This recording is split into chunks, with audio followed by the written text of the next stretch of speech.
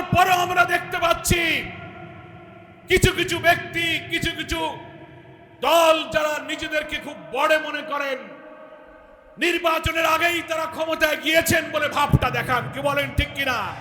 তাদের ভূমিকার জন্য এই সংস্কার কাজে ঐক্যমত্যে পৌঁছা বড় কঠিন হয়ে যাচ্ছে। সনদ, জুলাই চার্টার এবং জুলাই ডিক্লারেশন ঘোষণা দেয়া হবে আমরা দাবি করেছি। জুলাইয়ের মধ্যে সরকার পারে নাই।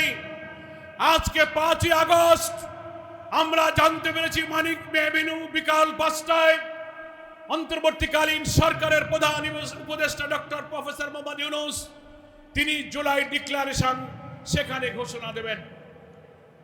আমরা যেসব প্রস্তাব দিয়েছি, জুলাই ডিক্লারেশনের খসড়ার একটি রাজনৈতিক দল হিসেবে 10 ব্যক্তি মতের ঊর্ধ্বে দেশপ্রেমকে সামনে রেখে একটি সুন্দর রাষ্ট্রীয় কাঠামো নির্মাণ করে অবাধ নিরপেক্ষ নির্বাচন, একটি সুন্দর দেশ গড়ার জন্য যা যা প্রয়োজন আমরা পরামর্শ দিয়েছি।